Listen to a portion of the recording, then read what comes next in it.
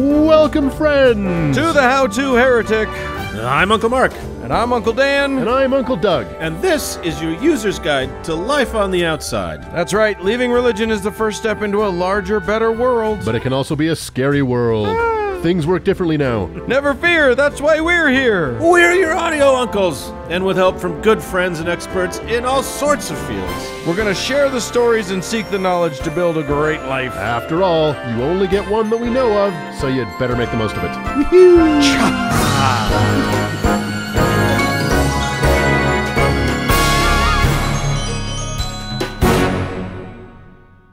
Oh my gosh, Uncle guys. Yeah, we are the Uncle guys. Episode 94, more questions to answers that were never asked. What? Yeah. How does that work? I think it's the other way around. No. So, more... We do what we can. More unanswered questions to unanswered answers. Whatever the fuck it is. What a week. It's going to be great. Yeah. Absolutely. This episode, by the way, sponsored by Jazzercise of Carlsbad, California. Thank you so much, get guys. Out there. Thanks, you. guys. Jazzercise. It's what keeps your uncles fit. That's right. Thank It's a you so lifestyle. much. So, Doug, you're going to talk about a guy.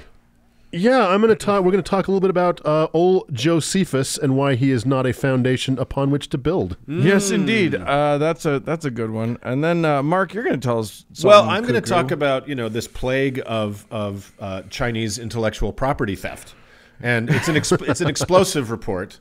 And it is also a weather report. So we're going to talk about Eastern Lightning. You're going to love it. You're gonna blow the doors off of that one. Right the fuck off. And then I'm going to teach us, it's a how-to this time. It's what we started out to do. So I'm going to talk about how to spot that woo. Yeah, that's going to be great.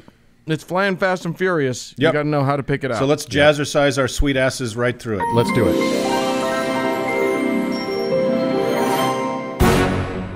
Hey, Uncle Mark. Yes. Here's the thing. When Uncle Doug and I went to Manti together a few weeks back, and I believe it's pronounced Manti. Manti. Mm-hmm. We spoke with a guy who was a biblical. He had a Bible museum, and he had all these artifacts and whatever. Yeah, I believe that's called a biblical jagoff. But yes, it was a biblical jagoff. They were exactly artifacts. They were artifact adjacent, I suppose.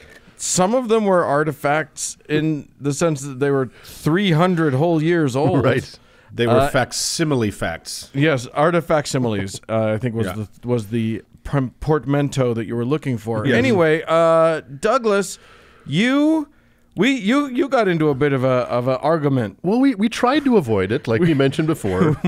But, it's just, he was just laying out things for us to pick up that became very hard not to. He kept dropping that low-hanging fruit. Exactly. We're three people that will take bait at some point when it's dangled so tantalizingly in front of our eyes. I thought I was going to be so good, and I was like, Doug, no. I'm giving him. I'm waving him off. I'm like, don't buzz the tower. And then I said it. I think I was the first one who actually engaged on something, but I was just trying to give him a little jab and then go. It was like a little poke and go.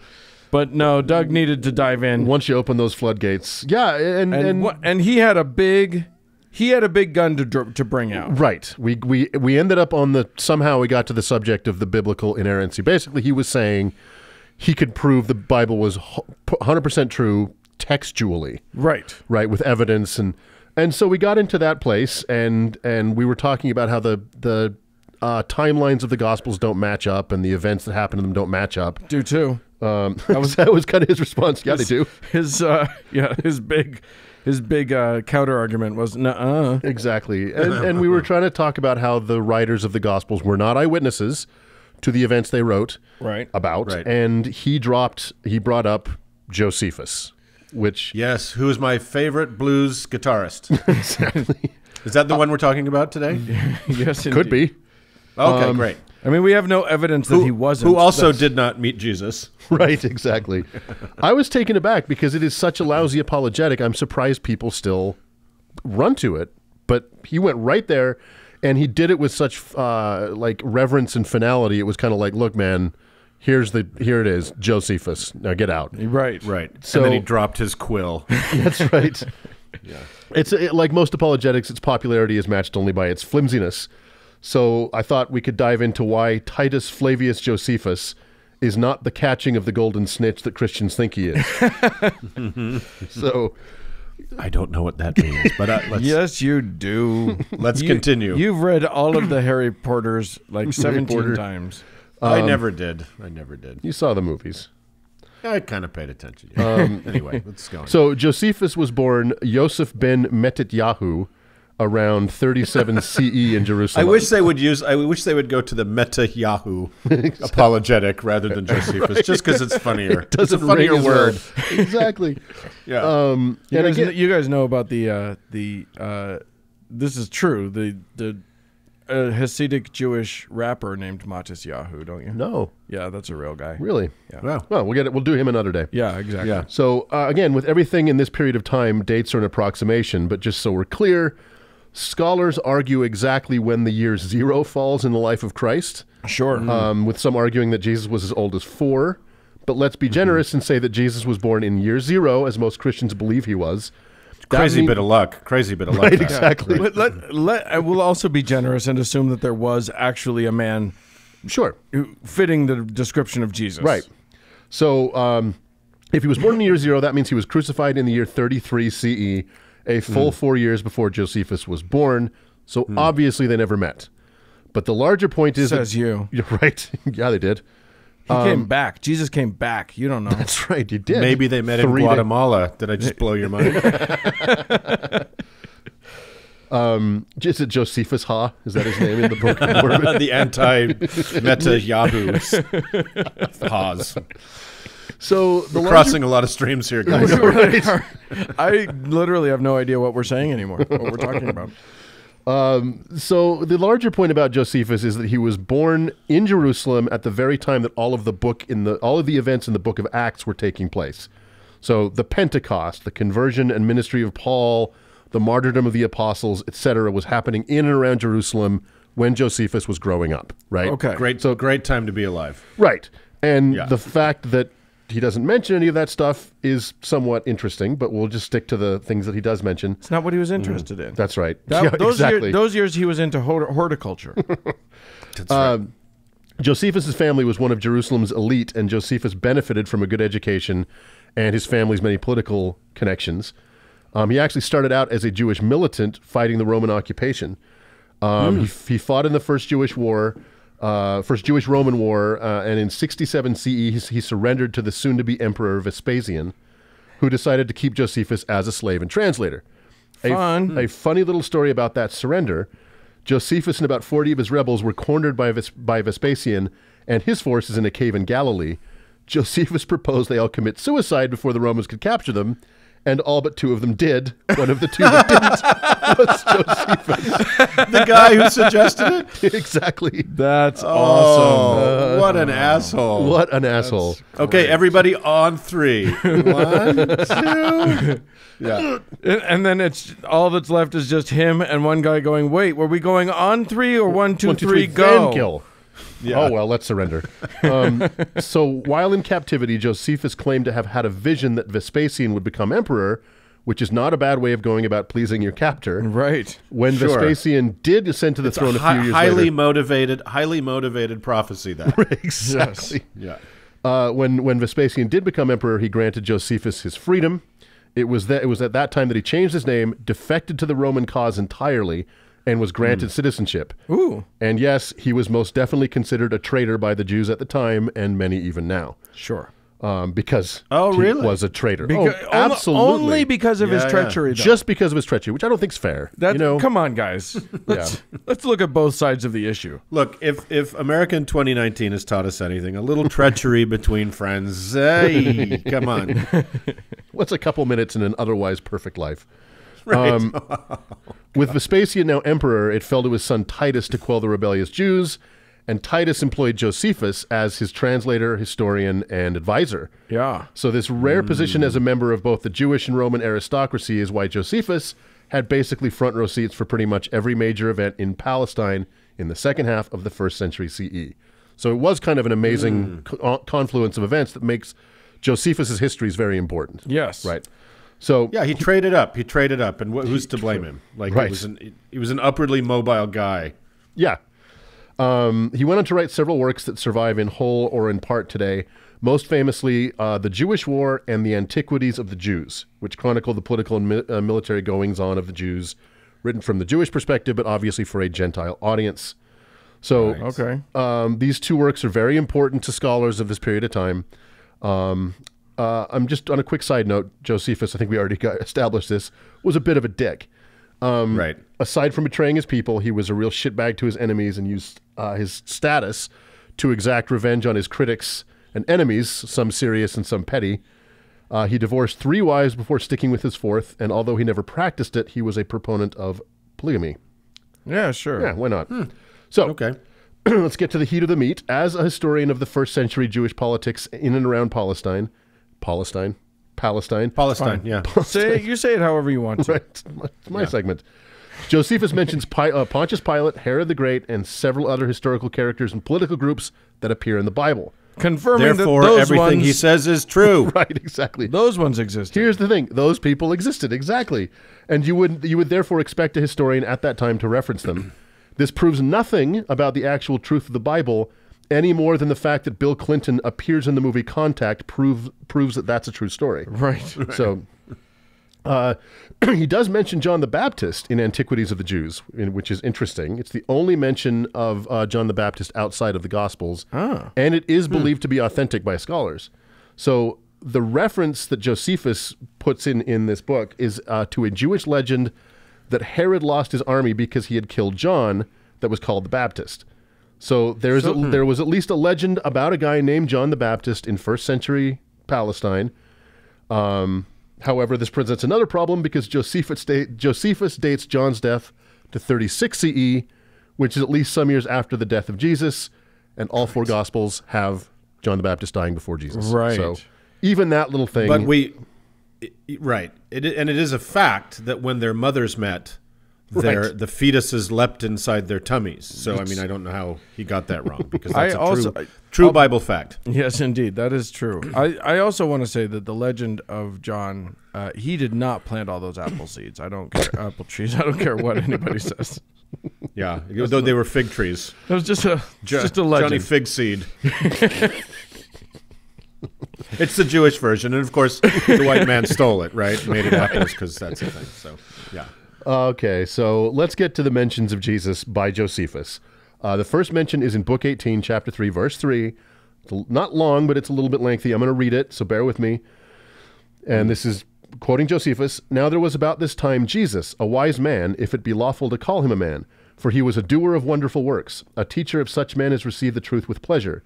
He drew over him both many of the Jews and many of the Gentiles. He was the Christ.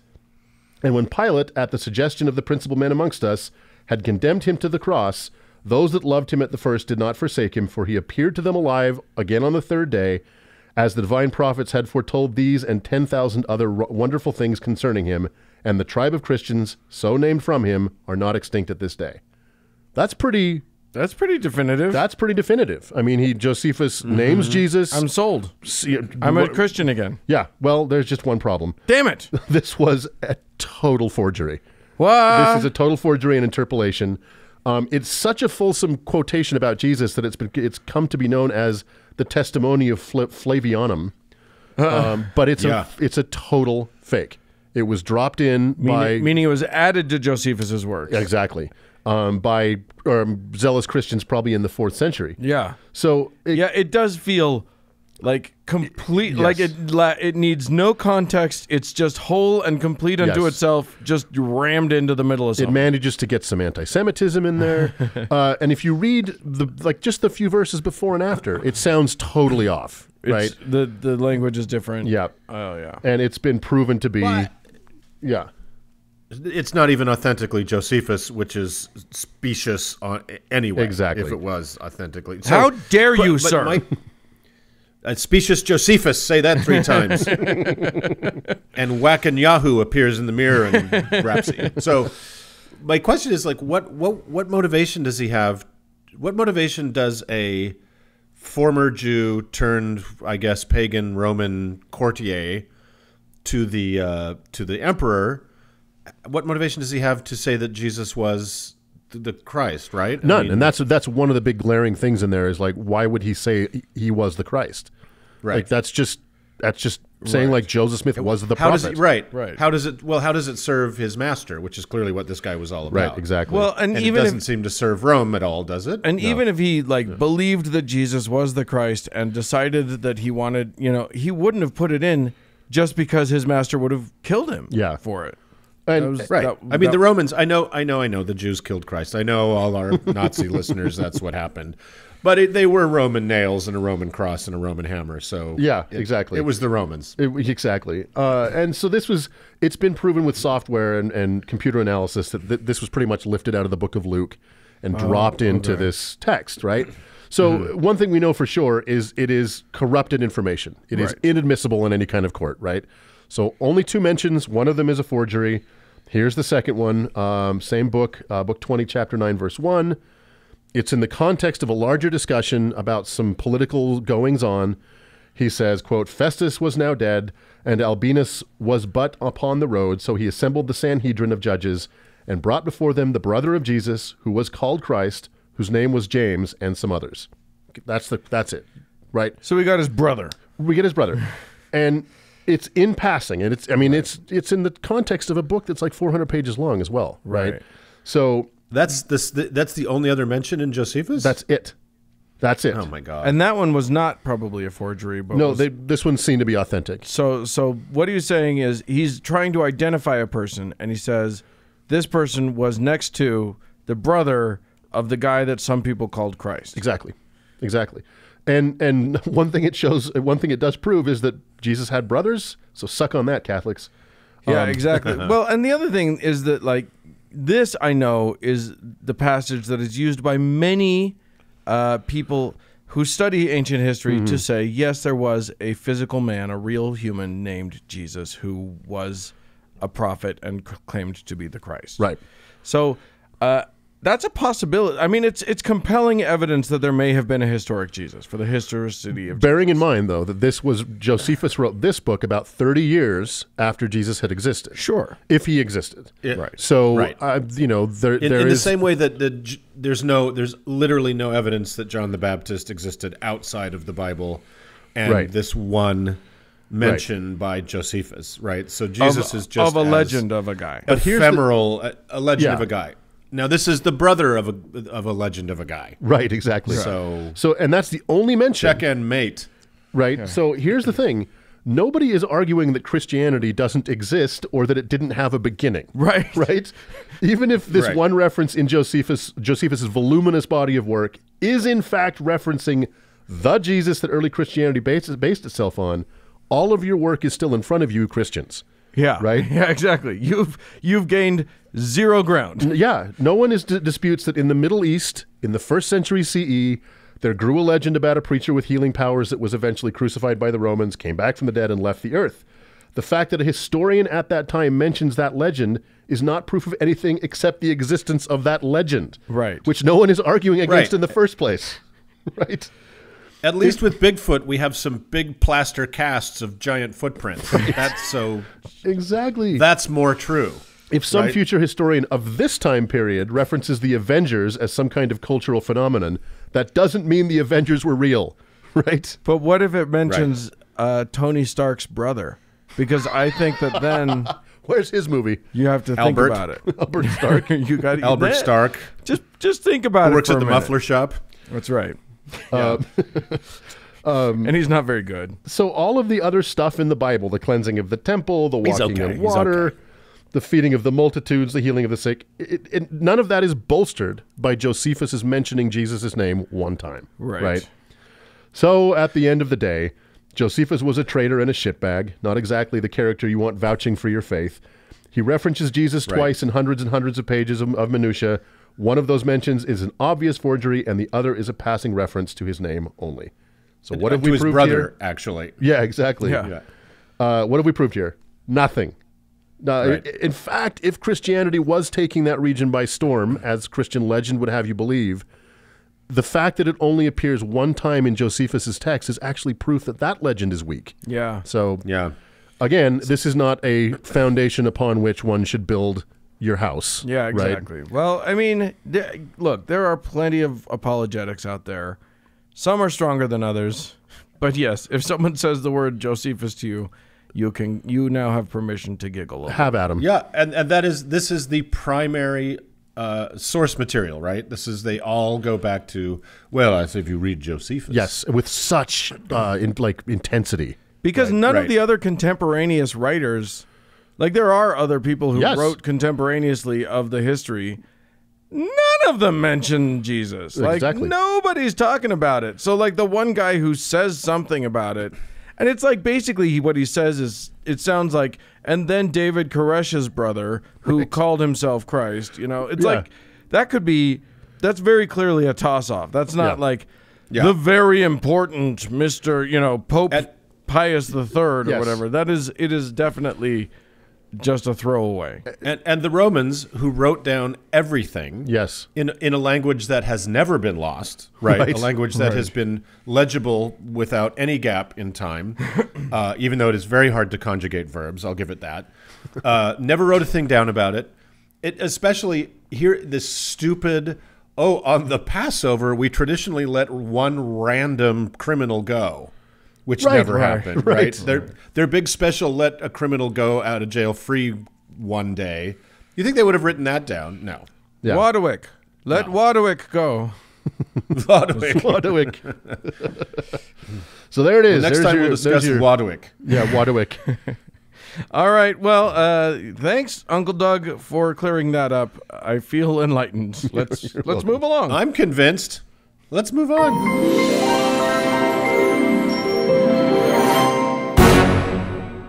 Hey, Uncle Doug. What? Sorry, I always catch you unawares like that.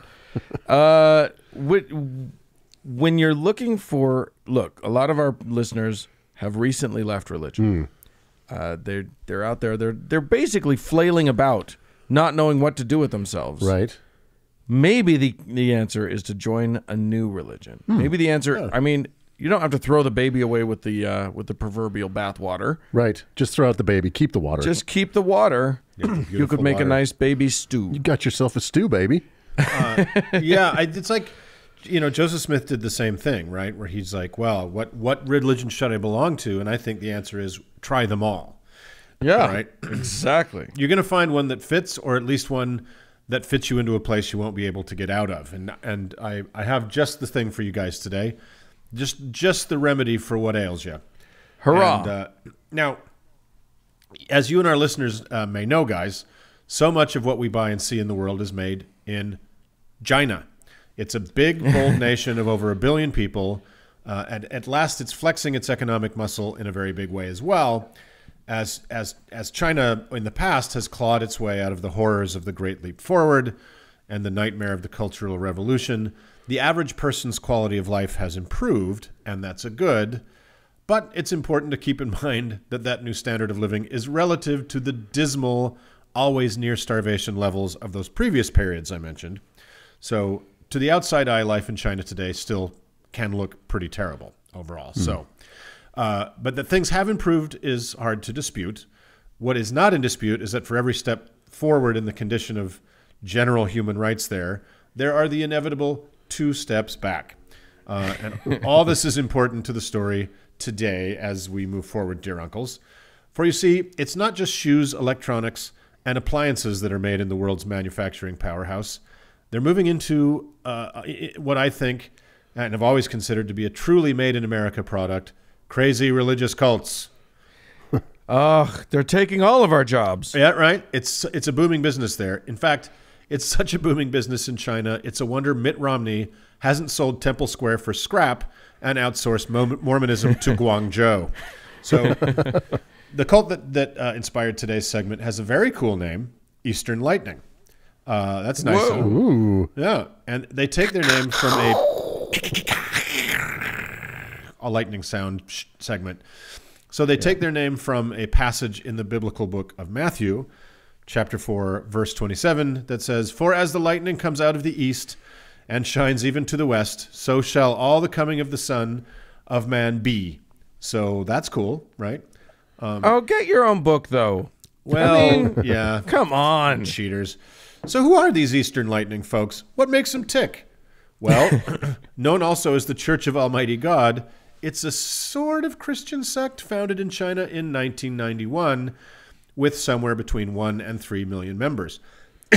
So, which in China is meaningless. That is a tiny number. That's a stat. Totally. So it's an anomaly. So like we've discussed before with the Falun Gong cult in episode 60, it's very hard to know what to believe about anything coming out of China that has run afoul of the ruling Communist Party, as Eastern Lightning definitely has. So there's so much propaganda and counter-propaganda flowing in both directions. One has to try to read between the tea leaves to figure out what's true, and it is not easy. Right. But there's lots of crazy shit. So what you should definitely not do is believe anything Uncle Mark says about it. Or anything, ever. So part of what makes it all so hard to parse is that while China is officially and legally an atheist country, there are religions that are tolerated, but only just. And among those are several mainline Christian sects, like Catholicism and some Protestant denominations. But then there are loads that are not tolerated. Among them, the aforementioned and persecuted Falun Gong, and our new friends, Eastern Lightning. And as Eastern Lightning is one of an unknown number of Christian or semi-Christian sects that live in a shadowy underground, loosely referred to as house churches, because people have to meet in small numbers in people's houses or in remote rural areas. Right. In fact, many Eastern Lightning members don't know each other's real names, like spies, right? So they can't compromise each other under torture. That's pretty smart, actually. Yeah. So it says that's just good planning, Eastern Lightning. But the upshot is that all of this undergroundness and oppression is that not only is the info about these groups sketchy, but there is little monitoring of the weird shit they pull on each other, as we'll see with our friends in Eastern Lightning. So what do these secretive and with good reason folks believe? So pretty much the standard Christian canon, so no big surprise there, but with a twist. Guys, good news. Excited. Jesus came back already. Oh, yay, Messiah. Wahoo! In 1973, hallelujah. And her name is Yang Zhangbin. Hallelujah. Whoa. Wait, what? You just said the word her. That's right.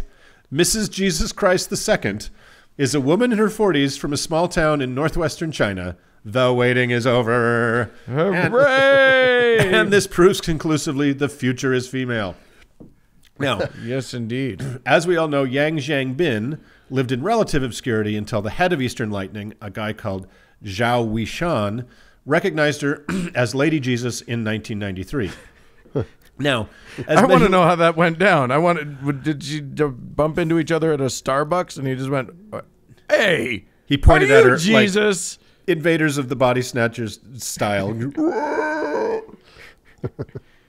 Tell the truth. Are you Jesus? So now, as many listeners will know, China was in more of a cracking down on shit mood than the norm in 1993, with their very public and very brutal crackdown on student protesters in Tiananmen Square just a few years earlier in 1989. So anything with an anti-communist whiff was going to meet the business end of a tank tread toot sweet. And Eastern Lightning was very anti-government, calling the Communist Party the Great Red Dragon after one of the evil beasts from the best children's book in the Bible, Revelation. Yes. That's when, like countless other churches, they went deep underground. One would think being in hiding would make a group be a little on the DL when it came to fanaticism and behaving in kind of bonkers ways that might get you noticed by the authorities. Not so with our friends in Eastern Lightning. It's lightning. It's hard to hide. You can't name yourself Eastern Lightning and then be like, we're subtle. Yeah, right. Shh, don't tell anyone. It seems these folks have a sort of missionary zeal that the Mormons can only dream of. And in reading the stories about them, I get the sense that the second they lay eyes on you, you're fucking converted, whether you like it or not. So before I get to those stories, I did spend a few minutes, I'll never get back, visiting the Eastern Lightning English language page, which gave me quite a spook because it looks like a nightmarish hybrid of Scientology and North Korean happy peasants propaganda. Everyone is cheerful to the point of looking like the fucking Joker. But at least it was perfectly uninformative, with such headings as "Words in the Flesh Reveal," "Religious Music," "Religious Music Festival in Germany to be praised by the Almighty God Church Program," or how about this one? 2019 gospel movie, "Mom's Love is Too Great." And perfect. This seemingly obvious heading, "It's a curse to crucify God." And of course, clever virgins listen to the voice of God.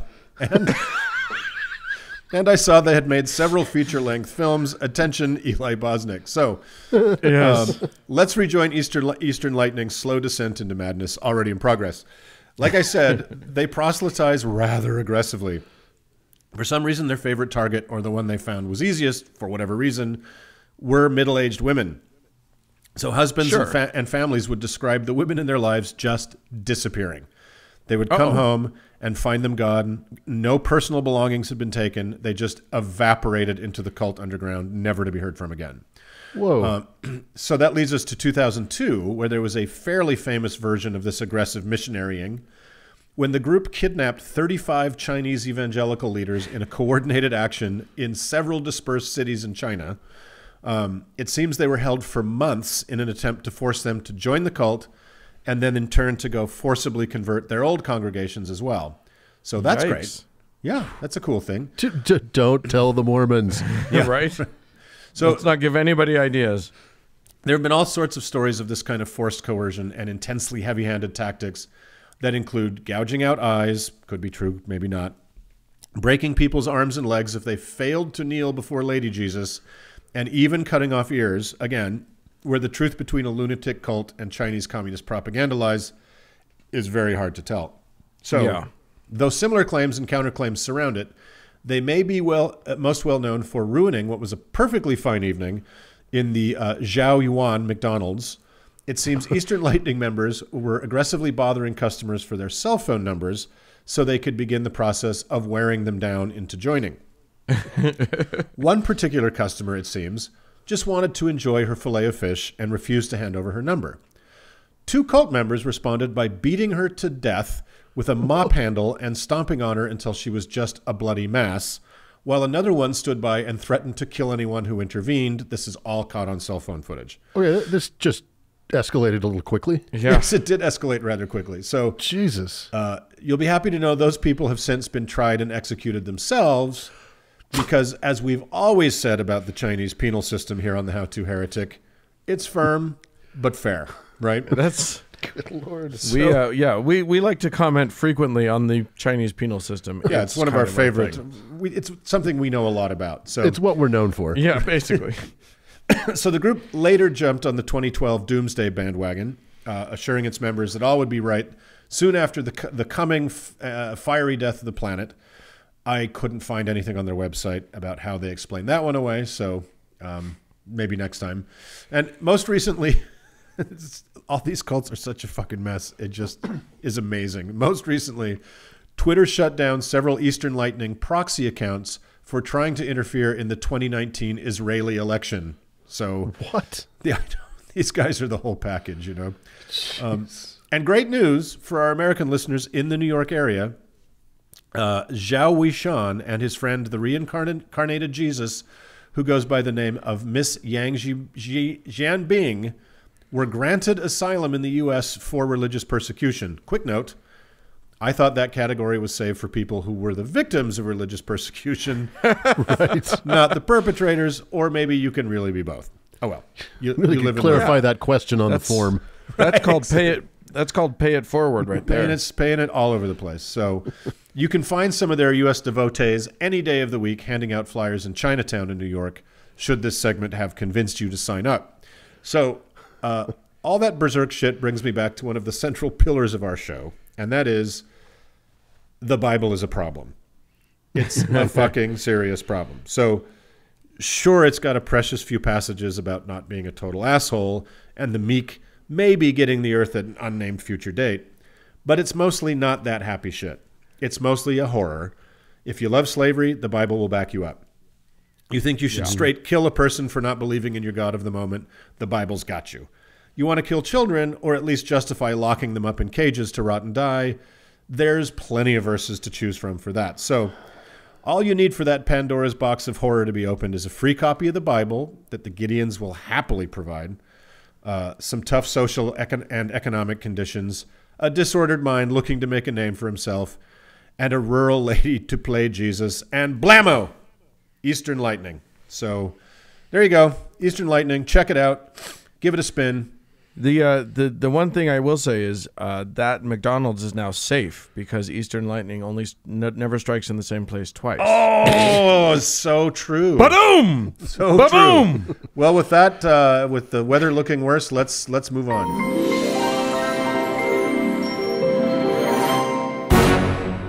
Well, uncles. Yes. Yo. Look, last week you'll recall we didn't do any patrons. We didn't talk about the patrons because we didn't know who they'd be because we were recording in the magic of space and time. We were all in 3 different countries.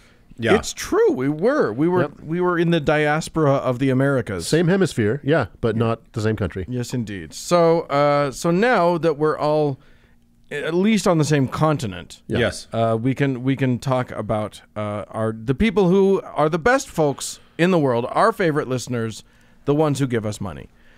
And so we've got some new patrons to thank, and I hope you'll join me in thanking them and with a uplifted hand of approval. Yes. That the Mormon way. So thanks so much to David, Squirrely Wrath. Yes, Squirrely Wrath. Good job. Kathleen, and then let's see, Mark. I'm gonna have you give a saint to Lauren. Oh, Lauren, congratulations on your saint. That is obviously Saint Vidalia of Onion, who's a real favorite around here, which is the patron saint of carbuncles. The 1991 re-release on DVD of Chariots of Fire, which is incredible, and Pennsylvania.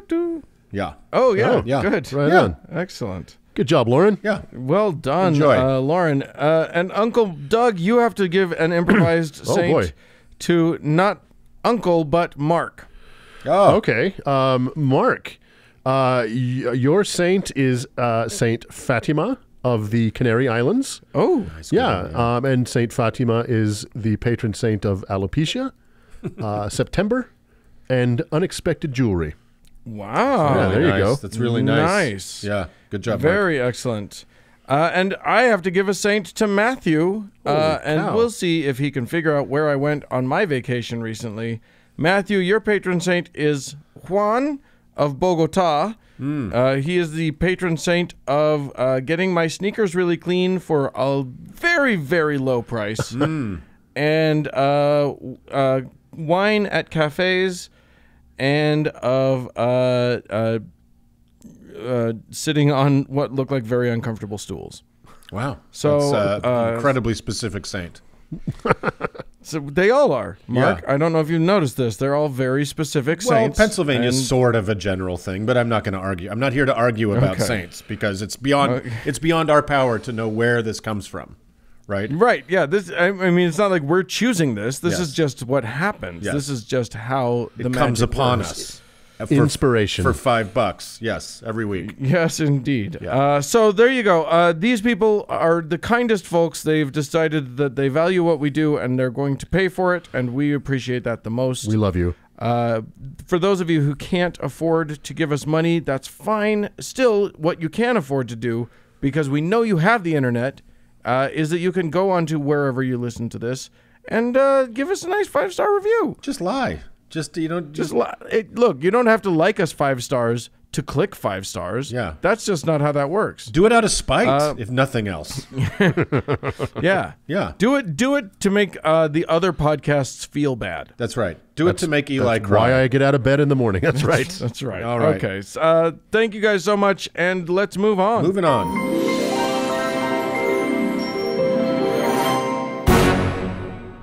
Uncle Mark. Yeah. Yep. Hey, how you doing? Yeah. Well, I'm good. I don't know why you're bothering me. Go back to sleep. Yeah. No, I was wide awake. Wide awake. 24/7, 365. What can I do for you? Well, this show is nothing if not an attempted guide to find your way through the much and plenty bullshit there is in this world. Sure. But there's still a lot. A lot Oh, out there's there. no end. There's no end. It's the one renewable resource. That's so true. Yeah. As the Earth is dying, we will blanket it in a layer of bullshit bigger than the Pacific garbage patch. I'm pretty sure we can stop the Yes. global warming with essential oils if we try hard enough. There's got to be a way. Or we can get it going even faster and just end this misery for all of us now. So yeah, if we're gonna hit the iceberg, let's hit it with the pedal to the metal. That's right. Yeah. Well, I'm glad we had this chat. Well, I think. And scene. Our listeners come here for a hopeful message, and we just fucking gave it to them. Listen, I'm gonna stop you right there, Uncle Mark, because look, we have talked a lot about various woos on this show. Your pseudosciences, your magical claims, your various and sundry bullshits. Yes, sure. Just this week, I came across a Facebook ad trying, and I'm not lying here, trying to sell me a rock that would save the bees from Wi-Fi. That is true. Sorry, what? Shit. Sorry, what? Right there. I posted about it on the How to Heretic Facebook page. You guys can all look at it. It's amazing. But the question is... Wait a minute. Did you buy the rock or not? I'm working on it. Okay. Is the bee okay? I need to know. I'm saving up for the bees. It's for the bees, everybody. The bees. But look, how do we know? How do you and I and you know that it's bullshit? What makes us so sure?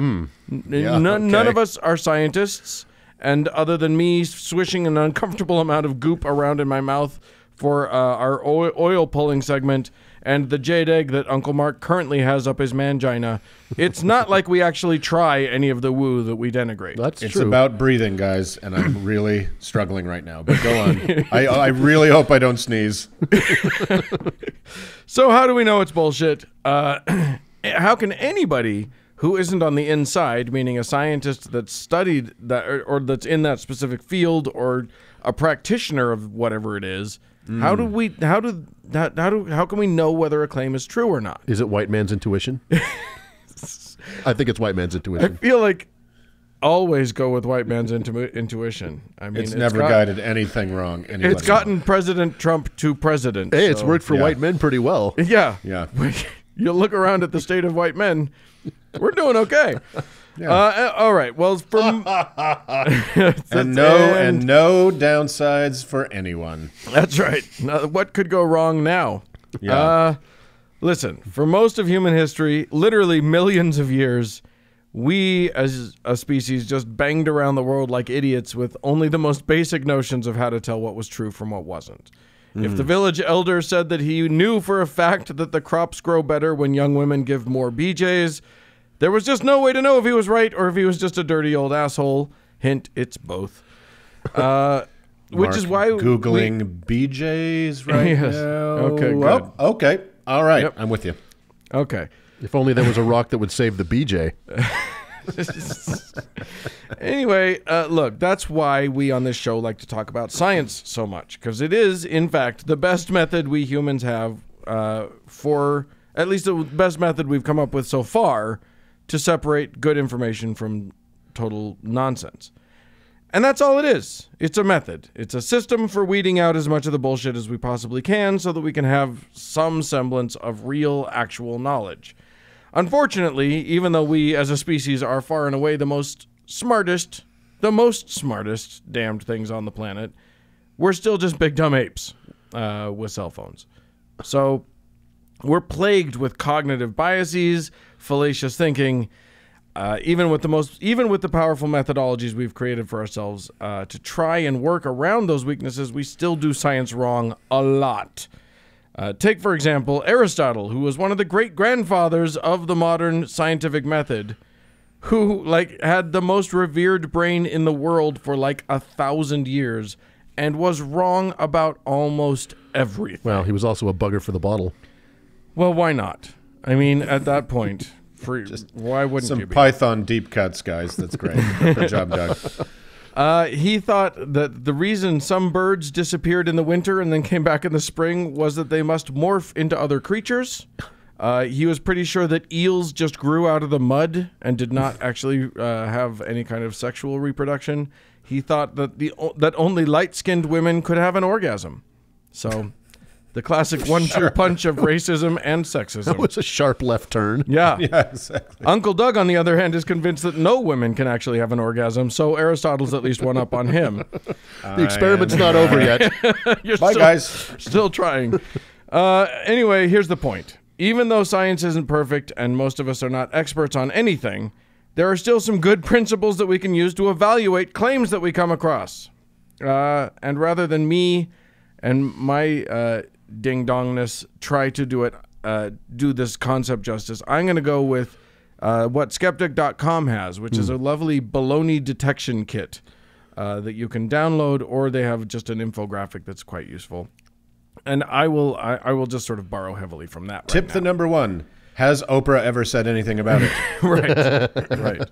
Well, actually, that is tip number one, which is who is making this claim? Yes. What is their track record with claims? Have they been known to lie? Do they believe a bunch of other stuff that is likely bullshit? For instance, I know a guy named Dave who showed me YouTube videos that convinced him that cloud busting is super true. He also is convinced that Reiki is real. So how should I approach his claim that smoking DMT will send me to a literal alternate dimension where benevolent beings will guide me spiritually? Him being credulous on other points doesn't make this particular claim untrue, of course, but it certainly can be good reason to give his claims just a little bit of extra scrutiny. How important is this Dave character in your life? Not. Okay. Well, no. But it is fun to hear him be really, really serious about cloud busting. Oh, someone I know just told me recently that their wife's, let's see if I get this right, their wife, I asked him what his wife does, and she's a a life regression psychologist. Oh, God. And I was I had to stand there and just stare at him for a full 5 seconds and just keeping everything inside of me. Right. That sounds nice.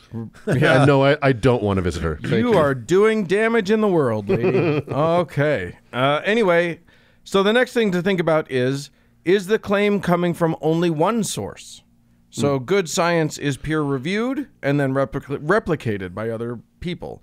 If all of the people making the claim are pointing to a single source, especially if that source is the how-to heretic, maybe don't dump all your trust in that just yet. Well, not two of the uncles. I'll let you guess which ones, but there's one you can trust. That's for sure. Yes, and one of us always tells the truth, and one of us always lies, and the third one is Doug.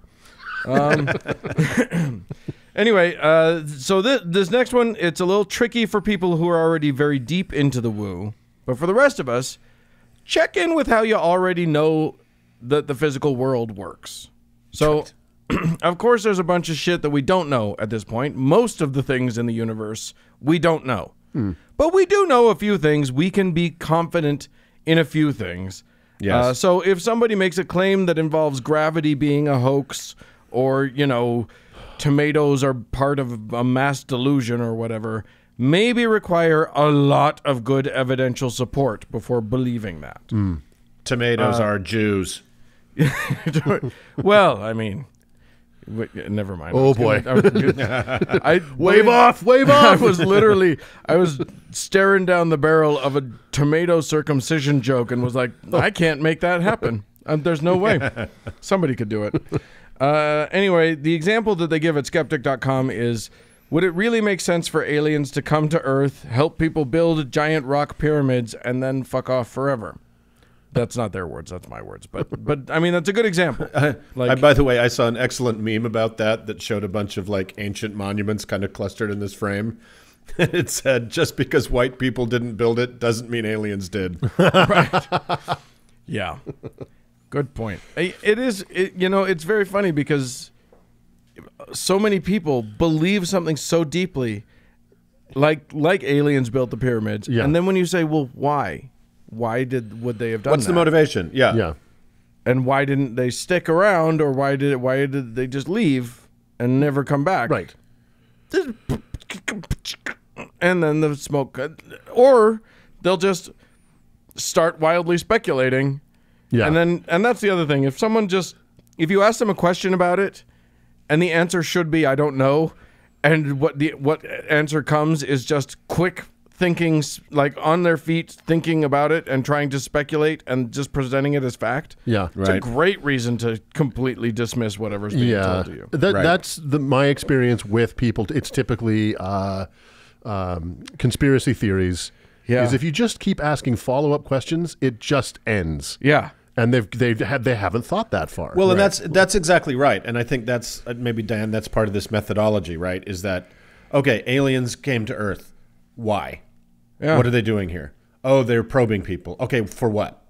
For a planned invasion. Like, okay, just think about the capital investment of interstellar space travel and doing it for no particular reason other than putting things in people's butts. Now, let me tell you something. I'm there for that. But I know lots of people who have gone to great lengths for butt stuff, so let's not discount. Exactly right. But those aliens are not me. Right. So why? And that's just keep asking why. Why? And also ask, what is your evidence? Right. Okay, you believe that. Tell me what your evidence is for believing that. Right. Right. And if their evidence is just, I just think that's true, as is the evidence that was presented to me recently that that fluoride in the water causes what was it? It was not autism, Alzheimer's. Fluoride in the water causes Alzheimer's. Why do you think that? I just believe that's true. Okay. Yeah. Well, then you just have some fun with that and buy your very expensive water filter that you're so proud of. Right. And I will go on with my day. This one may be my favorite thing, which is, what would the critics say? Play this game with me at home if you want to, which is, especially if you want to believe that something is true. You know, if you have an ailment and someone says this is going to solve that problem, you're motivated to believe that that's true. Sure. You want that to be true. So the best thing to ask yourself about that is, what would people who don't want to believe that this is true say? How would they craft their arguments? So you ask yourself, you just try to prove it wrong. Right. Good science is not trying to prove something right. If you have a hypothesis, good science is trying to prove that hypothesis wrong. Right. And if everything you throw at it doesn't stick and it still stands, then you've got a pretty strong hypothesis. Right. And if you propose a scientific theory in whatever field you're in, your peers, that's the peer review process, are going to try and tear it apart. Right. They're going to go at it from every direction. And if they find a flaw, if they find an error or an intentional fabrication, you're done. Yeah, your goose is cooked. It makes you look horrible. Yeah, but there's all that science and stuff, but this is how I feel about it. You know what I mean? I know. I kind of feel this thing. Okay. We have a great friend, the three of us, who is right now recovering in hospital, as they say in Britain, from a liver transplant. And what saved his life was the science behind organ transplantation and not colloidal silver. Right. Although he is a lovely shade of blue now, so I think both had a good effect. Right. But think about the complexities of the different kinds of scientific and technological advances that brought that to happen to our friend. Yeah. The medical science, the transportation system that was able to transport that kidney on a plane, or liver, pardon me. The communication system that was available to make that information move. All the little machines in the hospital room that go bing. Yes. You have to take all of that as a whole. You can't pick and choose. You can't say the earth is flat and then fly on a plane somewhere and use your cell phone. Yeah. You know what I mean? And that's we don't have to get into this whole fucking flat earth thing because your brain will go flat. But did you know that the people who were some of the people who are proponents of the flat earth thing say that the other planets are not? So it's just Earth. The forces of the universe do things a certain way, except this one time. Right. Why? Yeah, that's not great. That's not a strong point. Right. So the next few points that the skeptic.com infographic makes are about science. So things like, where does the preponderance of evidence point? Is the claimant playing by the rules of science, or are they cheating? Are they providing positive, not negative evidence? Now, that's a really interesting thing, because woo peddlers are big into negative and non-evidential evidence. For instance, so negative evidence is stuff like, we surveyed, 200 people who use our foot pads, and none of them have reported having gout since they started using them. Right. That can't just be coincidence. Right. Well, guess what? Having no evidence for one thing does not equate to having evidence for the opposite. Right. So those are things that you can watch for, and the more you learn about science, the more you know what you need to be watching for. Yeah. In a bad study or whatever. Well, and in the world of woo and conspiracy theory, there can never be a coincidence. But in a universe as giant as ours, sometimes things happen that are not related to each other, that are just coincidental. You know what I mean? Like, I got a headache and the football team I like won. Right. Those things don't necessarily equate to each other. But I'm But going to they don't necessarily not. I'm going to keep hitting you over the head with a hammer before every game, just in case. So the other thing is, does the new theory work better or account for more phenomena as the old theories?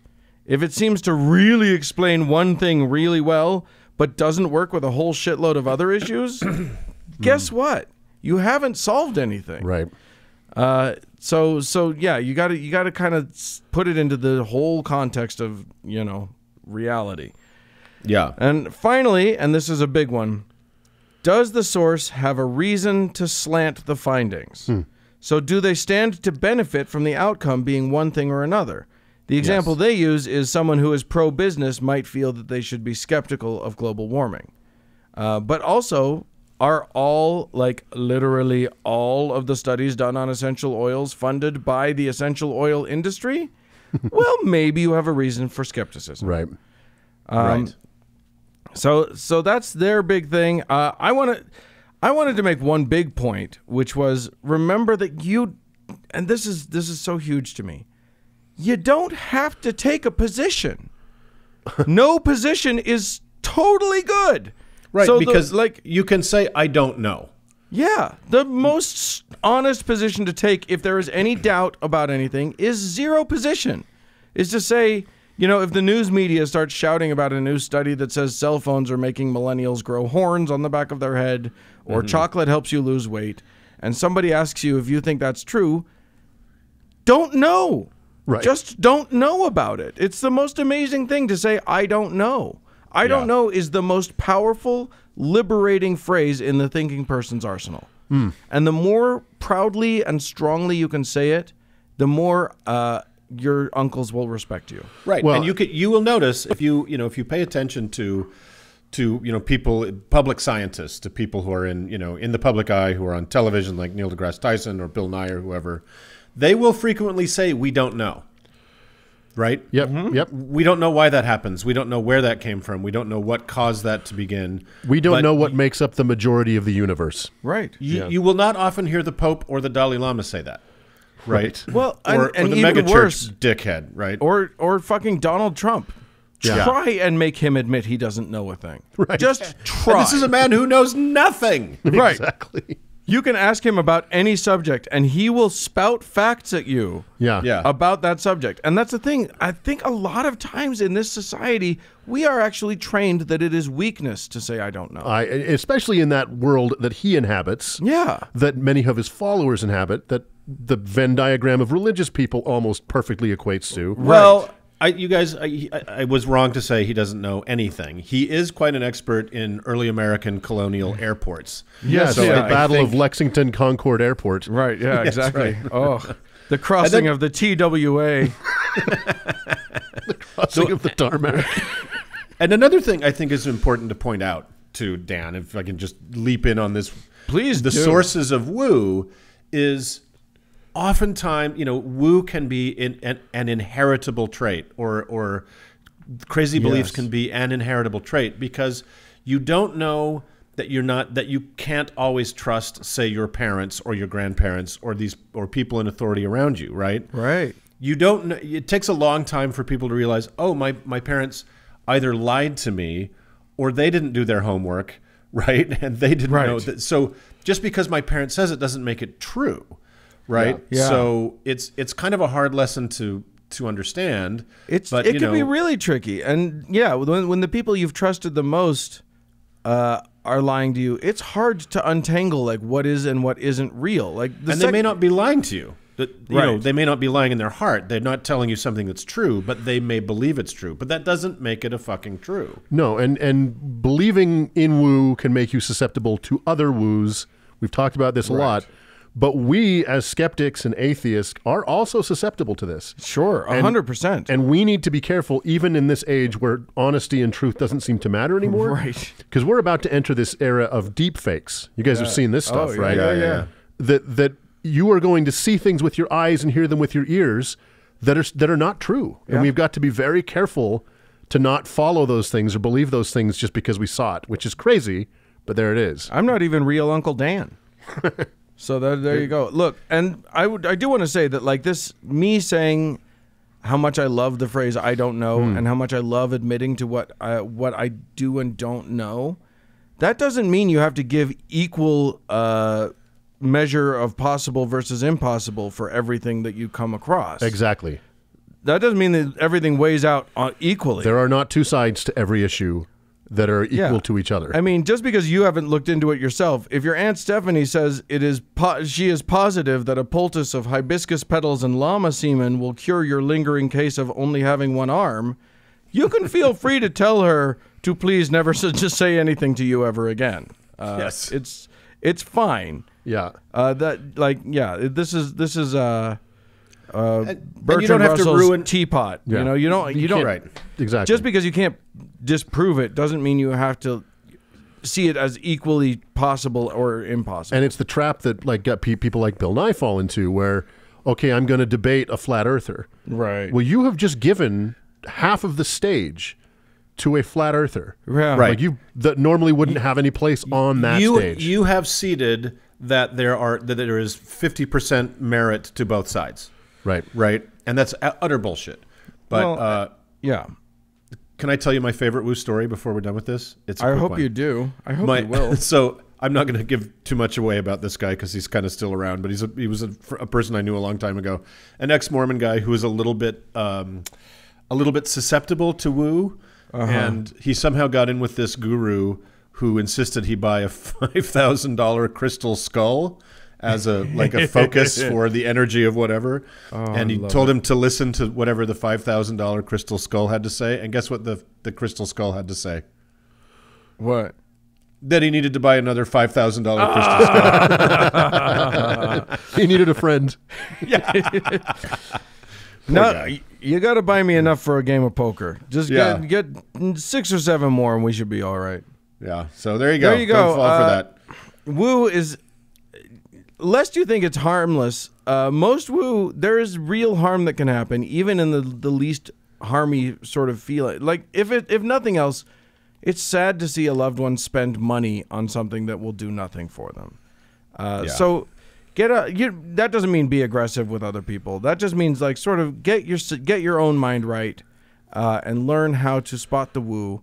We'll keep looking out for you as well. Your uncle's got your back. But I'm with you, Uncle Dan. Woo is a trap, and it can be a yoke.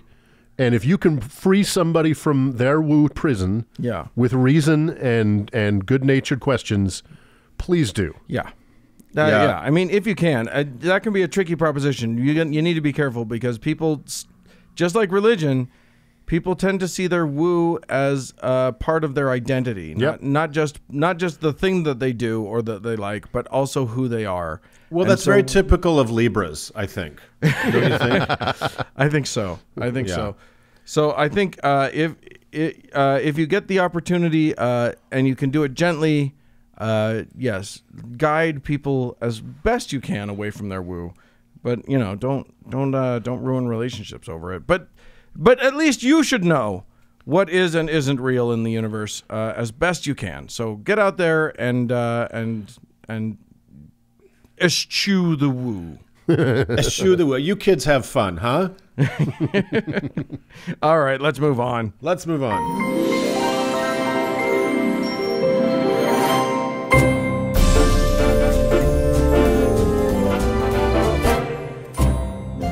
Well, friends, that is it for this week's show. Hey, we'd love to hear from you. If you've found some woo that you'd like Mark to participate in, send him an email, howto@howtoheretic.com. Mm-hmm. Or if you've recently been killed in a McDonald's, you can leave us a voicemail about it at 903-88-HOW-TO, which is 903-884-6986. I'm also on Twitter, and you can tell me about your murder at the McDonald's there, too. Yes, indeed. Thanks so much to our patrons for all of your beautiful money. And thanks for the incredible patience and indulgence, yet again, of our editor, Cody Layton. Yes, and thank all of you for tuning in. Bye, friends. Ta-ta.